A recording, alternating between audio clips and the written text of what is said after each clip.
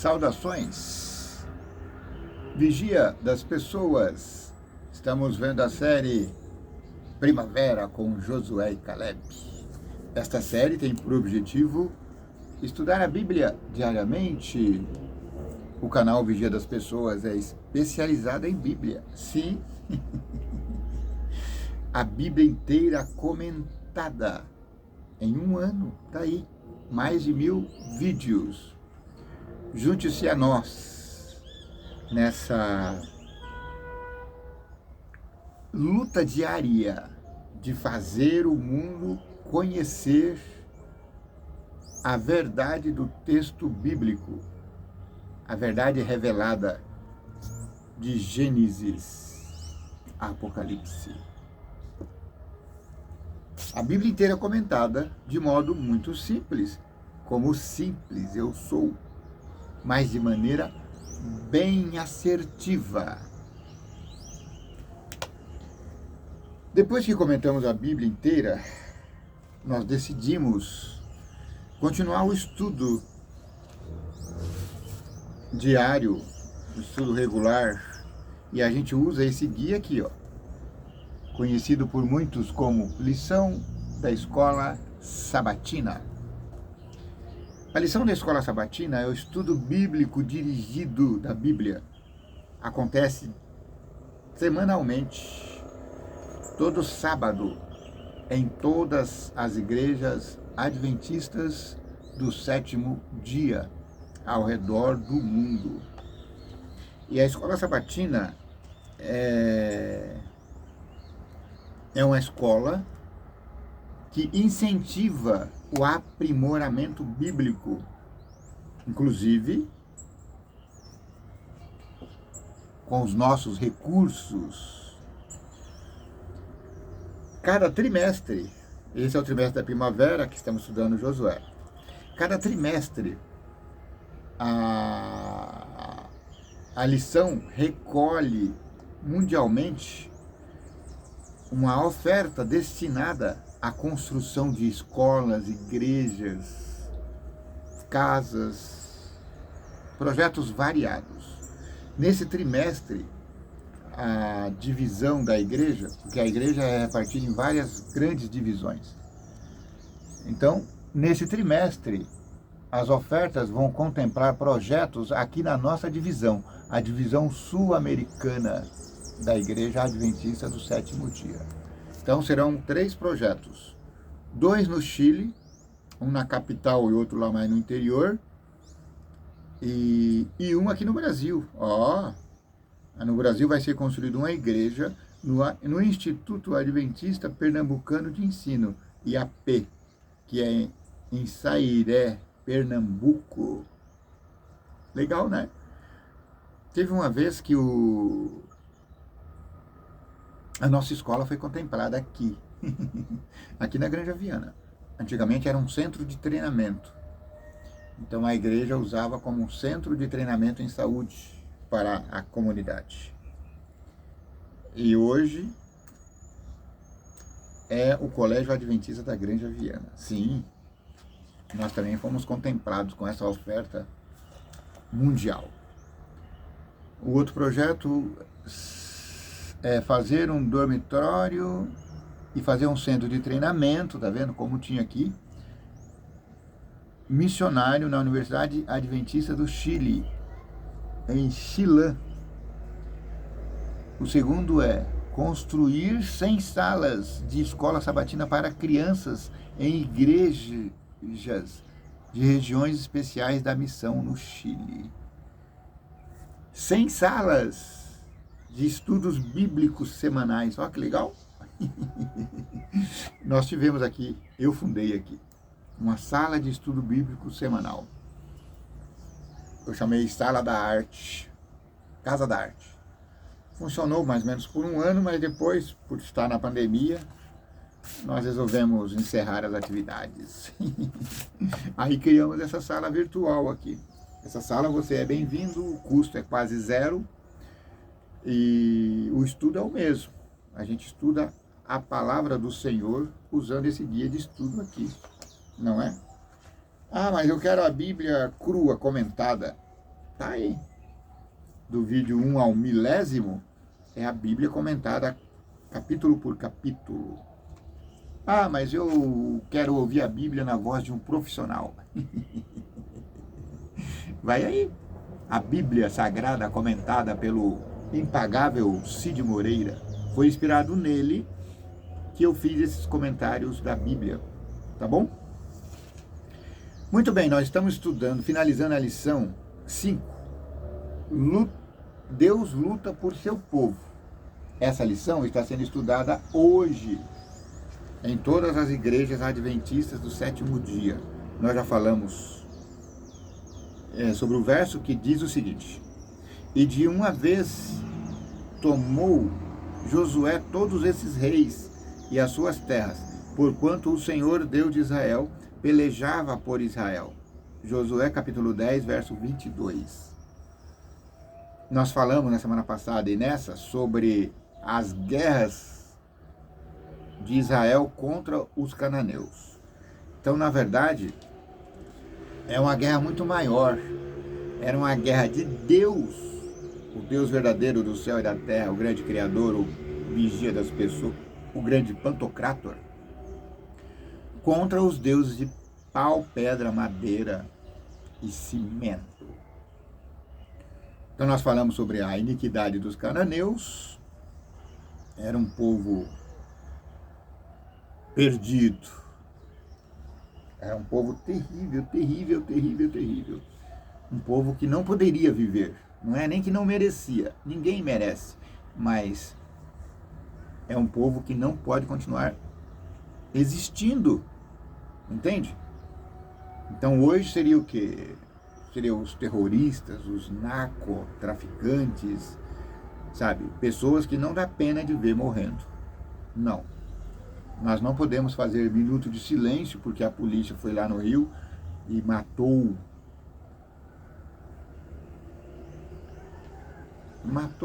exterminou mais de 100 miliantes, mais de 100 pessoas, fortemente armadas com fuzis, e elas estavam trajadas com trajes de guerra, uniformes camuflados, muito semelhantes ao que o exército usa. Entende? Então, para as pessoas ficarem com um pouquinho mais de peninha, eles despiram esses corpos e expuseram para o mundo todo, para dizer que eram somente cidadãos. Não. Cidadãos não saem por aí matando outros cidadãos.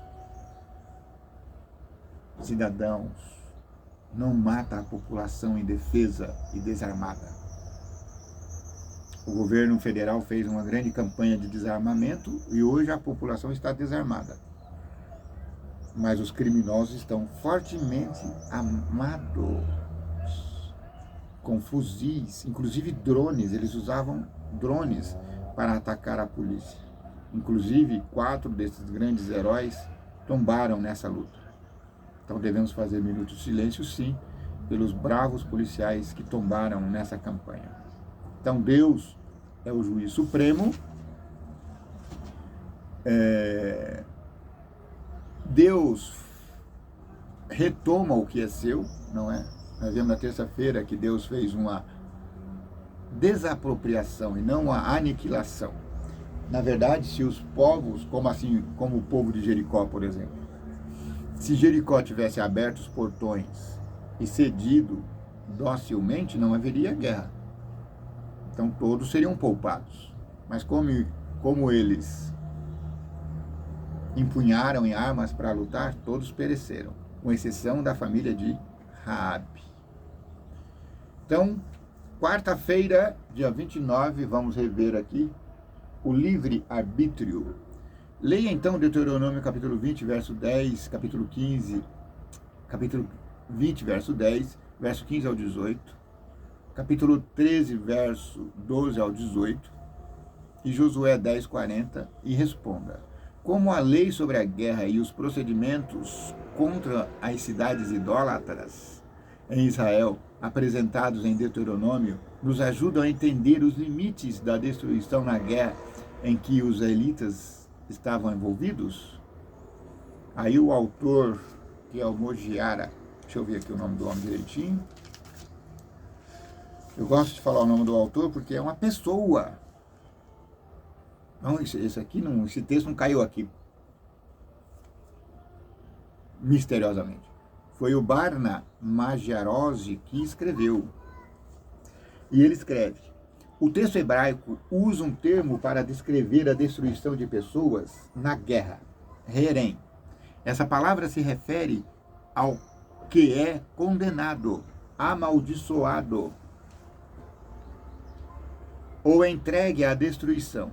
Ela se refere, essa palavra, a colocar pessoas, animais ou objetos inanimados de madeira, pedra, cimento, completa e irrevogável dentro do domínio exclusivo de Deus, o que na guerra envolvia, na maioria dos casos, sua destruição.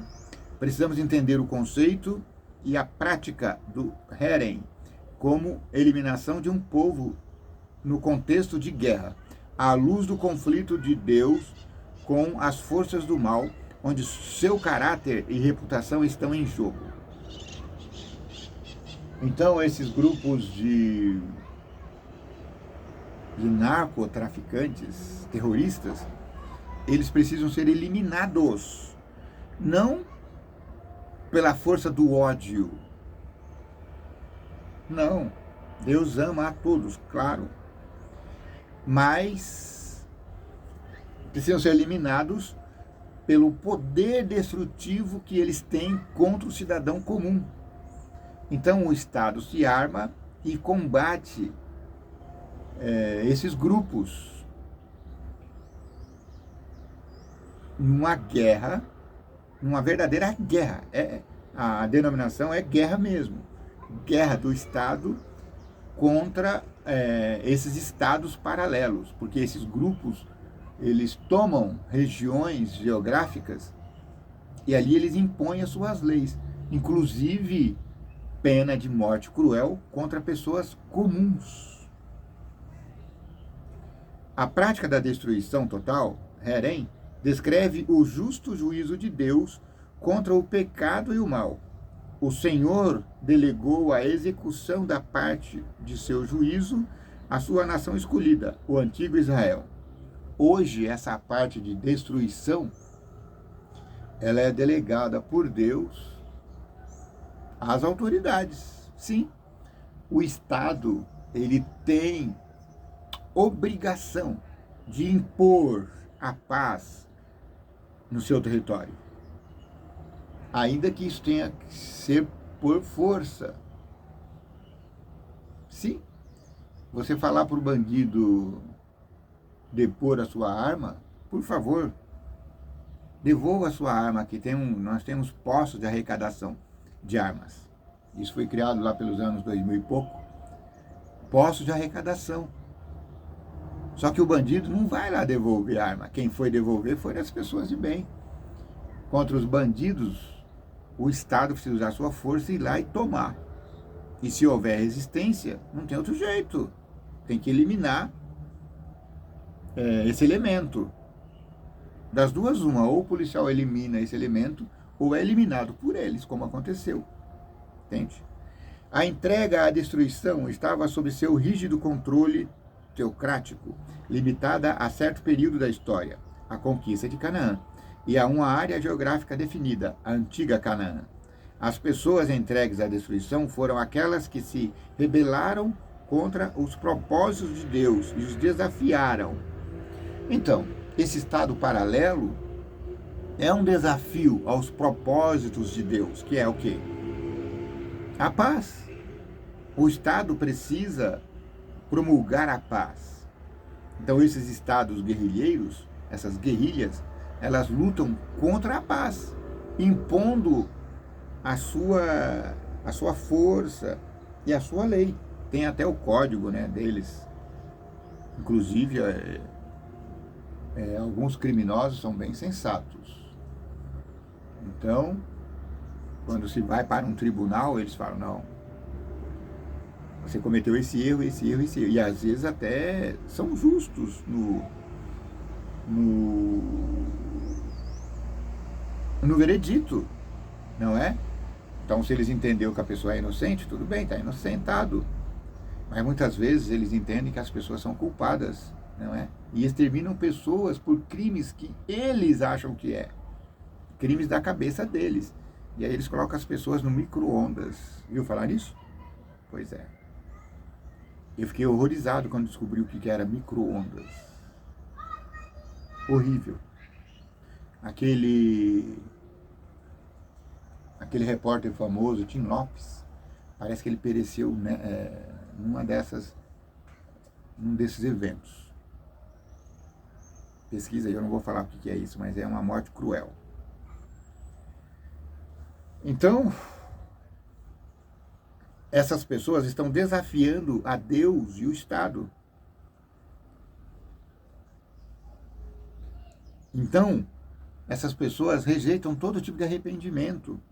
Alguns falam assim, mas o bandido da cruz foi salvo. Claro, o bandido da cruz foi salvo integralmente, está no céu hoje, graças a Deus. Mas ele depôs a sua arma, ele rejeitou. Para salvar a sua alma, ele depôs a sua arma. Então, se você se recusa a entregar, a se render, não tem outro jeito, é morte. Esse se rendeu a Jesus, depois a sua arma e falou, eu quero ser salvo. E Jesus disse, estará salvo, estará comigo no paraíso. O outro não, o outro falou, não estou nem aí. Ele só estava sem arma porque estava pregado na cruz. Mas ele praguejava contra Jesus, contra Deus e contra todos. Se aquele homem fosse tirado da cruz, provavelmente ele punharia os fuzis e saía matando por aí de novo. Então, Deus perdoa a todos. Se você hoje faz parte de um mundo criminoso, você pode ainda desistir disso. Deus te aceita e te salva completamente. Mas, enquanto você estiver desafiando o Estado, desafiando a Deus e o mundo, você é um perigo para as comunidades pacíficas. Eu ouvi ontem que eu fiquei besta. No Brasil tem mais de 5 mil milhões, barreiras. O Estado paralelo fecha uma rua com barreiras de concreto. Essas que só os blindados do exército poderiam ultrapassar. Blindados que o governo brasileiro negou ao governo do Rio. Ou seja, dificultando mais a ação do governo do Estado de ir lutar contra essas milícias criminosas. Portanto, a decisão de Deus de destruí-los não foi arbitrária nem nacionalista. A pena de morte na Bíblia, ela não é arbitrária. Deus não é contra a pena de morte. Tanto é que ele fala, se o seu filho irresoluto não te reconhece como soberano no lar, mate-o. O pai e os anciãos da cidade o condenarão em praça pública. E eles eram, tem um termo técnico, mas eles eram condenados à pena de morte por pedradas. Além disso, Israel poderia esperar o mesmo destino se decidisse adotar os mesmos estilo de vida dos cananeus. Veja Deuteronômio 13. Tanto é que houve, dias mais tarde, Deus subjugou Israel por meio de Babilônia. Está aí na história. Jeremias conta essa história com detalhes. Então, Deus não é exclusivista. Deus subjugou Canaã e mais tarde subjugou Israel e hoje subjugará nós todos, se nós não nos voltarmos a Ele, não depor as nossas armas e entregar nossa alma a Jesus. À primeira vista, poderia parecer que cada lado da guerra divina tinha seu futuro pré-definido. Os israelitas herdariam território e os cananeus seriam destruídos. No entanto, havia a possibilidade de ir de um lado ao outro, como veremos nos casos de Raabe, Acã e os gibeonitas. Portanto, meus queridos, as pessoas não eram arbitrariamente protegidas ou destruídas. Aquelas que se beneficiavam do relacionamento com Deus podiam perder essa condição privilegiada caso se rebelassem, e aqueles que seriam entregues à destruição podiam se submeter à autoridade de Deus e viver. Que lições tiramos do desafio dos cananeus a Deus? Como nossas escolhas hoje impactam nossa vida? Então, esses dois caminhos a seguir: o caminho de um cidadão de bem e o caminho de milícias, terroristas, traficantes, guerrilheiros. Você não precisa aderir ao mundo do crime. Ah, mas a gente sofre nas nossas favelas. Sim. Mas mesmo nesse ambiente inóspito, nós podemos observar, podemos decidir por um lado ou por outro lado. Lembra, essa guerra é uma guerra cósmica, é um conflito interestelar de Deus, o bem contra o mal, Satanás. Então essas guerras, essas matanças desnecessárias, gratuitas, elas são instigadas pelo mal. Então quando o Estado se volta contra essas milícias criminosas, é na tentativa de estabelecer ou reestabelecer o território de paz. Então não podemos ser contra as forças do Estado nesses momentos. Precisamos dar a maior força para o governador Caio Castro. Caio Castro ou Cláudio Castro, não sei. Eu não conhecia esse homem até ontem. Eu não sabia nem que ele era governador do Rio. Agora o mundo inteiro sabe quem é Caio Castro, Cláudio Castro, eu não sei. É o governador do Rio que enfrentou os criminosos lá. Coisa que o nosso governador aqui em São Paulo também fez. O governador também aqui é bem machinho. Ele enfrentou o crime organizado. Em algum momento, não sei como é que está agora. Mas a minha crítica a ele é que ele não hipotecou apoio ao governador do Rio. O fez com reticências alguns dias depois. Até que teve uma reunião de governadores para fazer o que eles chamaram de consórcio da paz, que seriam os governadores juntos lutando contra essas milícias criminosas. Ele se recusou a ir. Depois, como viu que ia ficar muito feio, acabou participando, ainda bem, né? Acabou participando por videoconferência. Mas é um apoio meio desapoiado, sabe? Ele não entrou de cabeça. Então, meu governador, saudações a ele. Mas se você estiver ouvindo esse vídeo, saiba que eu não gostei da sua atitude. Você não se pôs claramente contra a condenação dos inocentes do 8 de janeiro. E agora, nesse evento, você não se pôs claramente. Até se pôs, mas demorou um tempo desnecessário. Mas você devia ter, no primeiro momento, você devia ter ido para a rede e falar, ó, tá certo, apoio integralmente as ações lá do governo do Estado do Rio. Apoio integralmente que o Estado precisa tomar pela força o poder que essas milícias tomaram deles. Então essas são as lições que a gente pode tirar dos cananeus. Entendeu? Deus exige retidão de propósito. E a nossa vida aqui na Terra precisa ser regida por essa lei, não é? Nós temos a Constituição Cidadã, que de cidadã não tem nada, de 88. Eu acho ela muito extensa, poderia ser mais simples. Mas tem uma Constituição simples, os 10 mandamentos. Viva por eles. Você pode decorar todas as 10 leis, os 10 princípios. Viva por eles. E você será um cidadão de bem em qualquer estado desse grande mundo. E especialmente você será um cidadão do céu. Quarta-feira, dia 30, o príncipe da paz. Quem é o príncipe da paz? É Jesus, claro.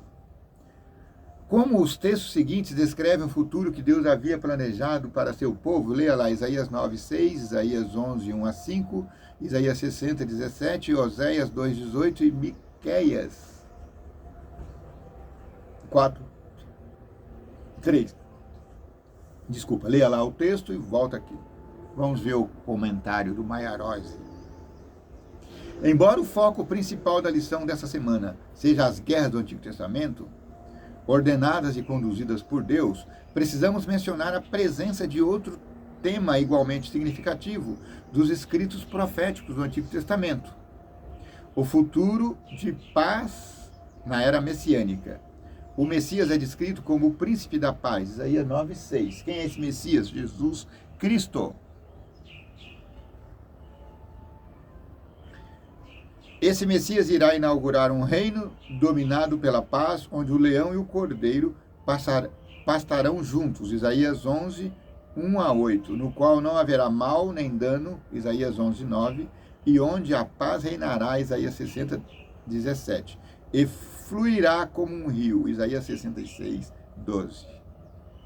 Leia segundo o livro de Reis, capítulo 6, verso 16 a 23, e responda: o que essa história revela para nós sobre os propósitos mais profundos de Deus para seu povo e a humanidade? Leia lá e volta aqui para ouvir o comentário do autor. Maiarose fala assim: considere a história do exército sírio sendo alimentado por iniciativa de Eliseu em vez de matá-los. 2 Reis 6, 22. Ele lhe mostrou o ideal supremo, a paz que sempre foi o desejo de Deus para o seu povo. É interessante observar que Eliseu estava totalmente ciente da superioridade do exército invisível que cercava o inimigo. 2 Reis 6, 16 e 17. Por mais que Deus esteja envolvido em um conflito cósmico que também afetou o nosso planeta, o objetivo final da redenção não é um conflito perpétuo, ou mesmo colocar o inimigo em um estado eterno de sujeição e servidão, mas em vez disso, obter a paz eterna. Assim como violência gera violência, Mateus 26, 52, paz gera paz. A história conclui que essas palavras, assim as tropas de Arã pararam de invadir o território de Israel, segundo Reis 6, capítulo 6, verso 23. De que maneira, ao imitar Jesus, você pode ser um agente da paz nos conflitos que enfrenta hoje? Jesus é o príncipe da paz e ele estabeleceu, ou inaugurou, estabeleceu sim, estabeleceu e vai inaugurar esse reino eterno de paz na sua volta agora, nesses dias. Então, que lições nós tiramos? De que maneira imitar esse rei de paz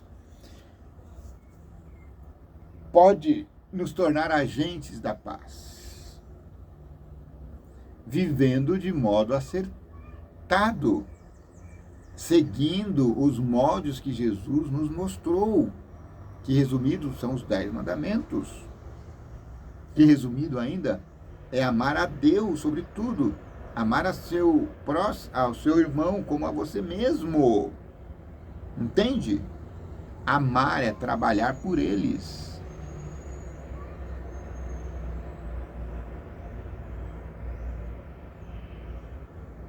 Como que o Estado, como agente de paz, pode amar as milícias armadas?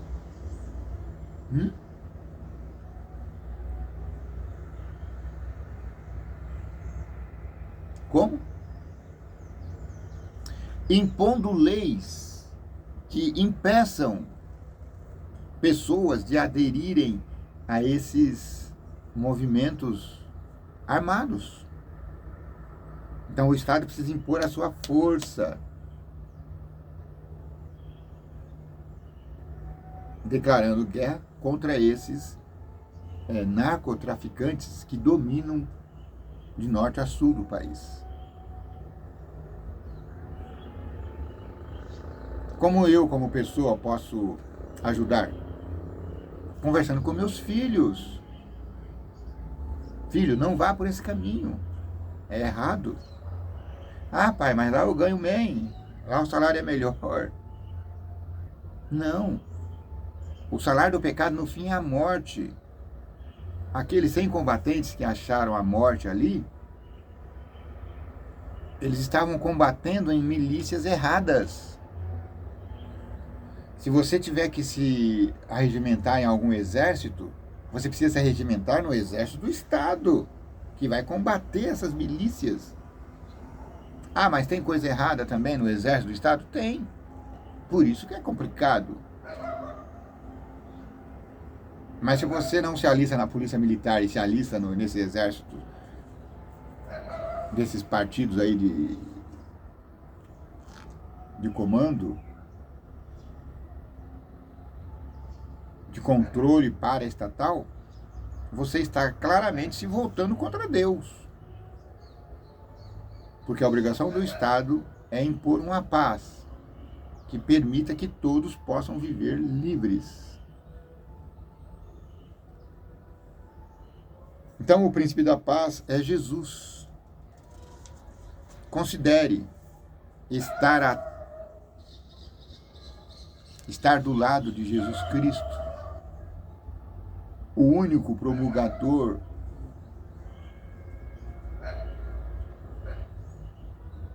da paz eterna, o único que não erra no seu julgamento.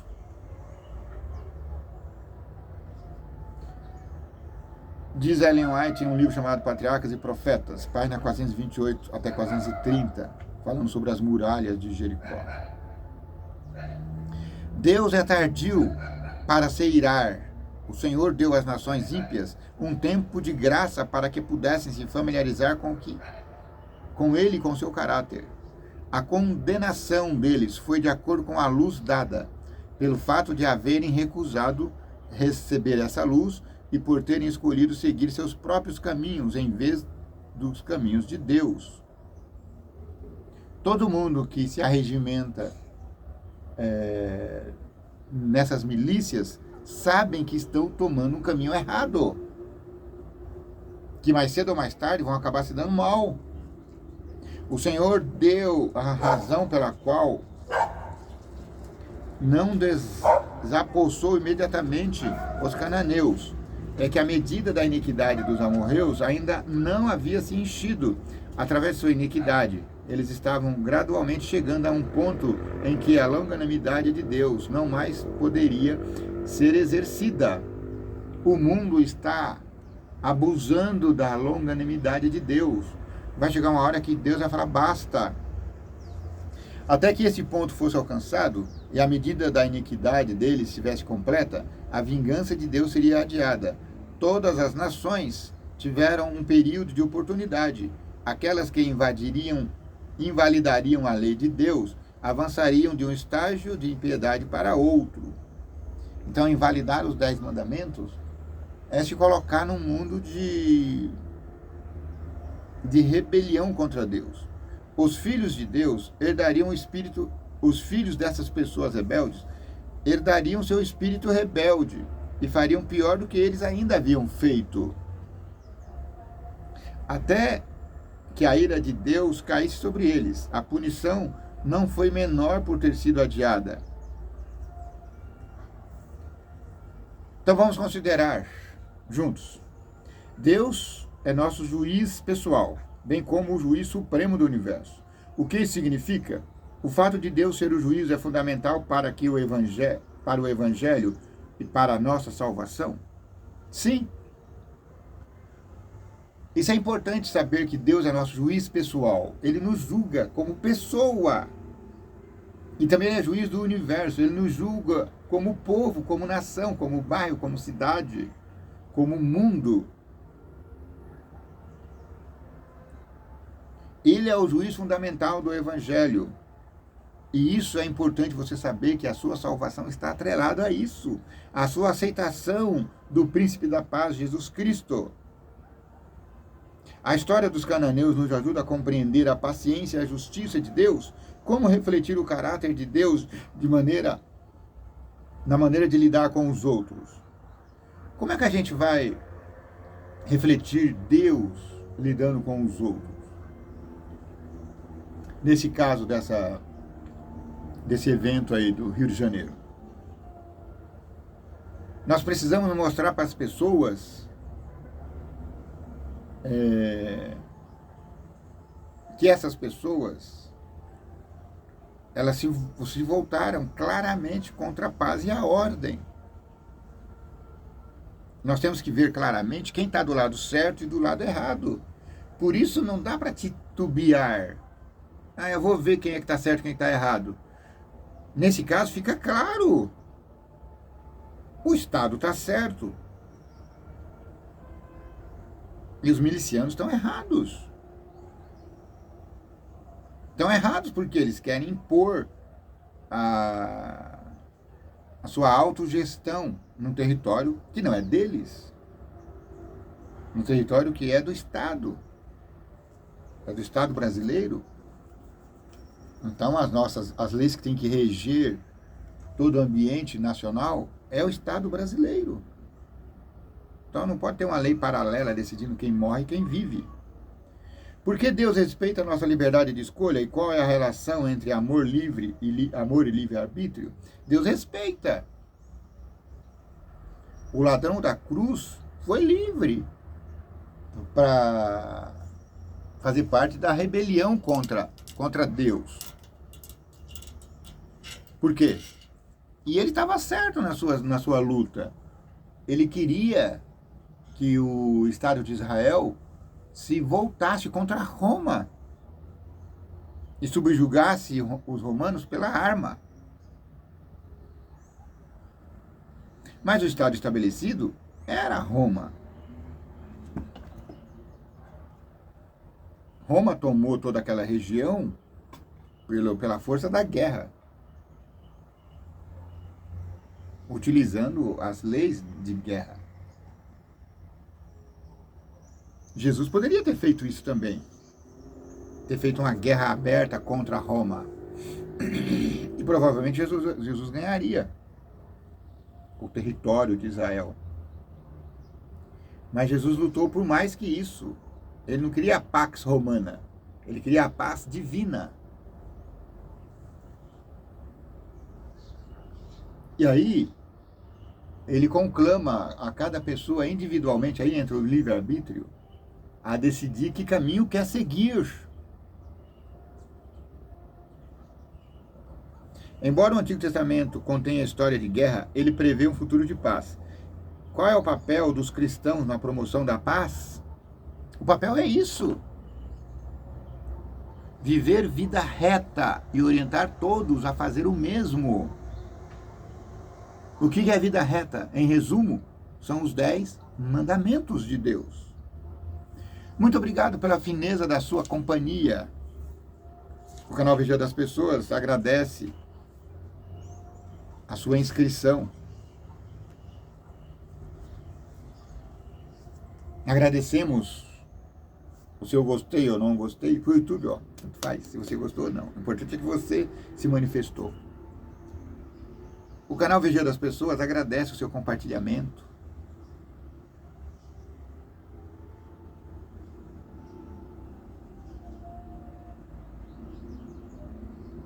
Até a próxima semana, cujo título vai ser O Inimigo Interno. Existe um inimigo interno? Existe um inimigo infiltrado? A gente vai ver na semana que vem. Que o Vigia das Pessoas te abençoe e te guarde. Que o Vigia das Pessoas tenha misericórdia de ti.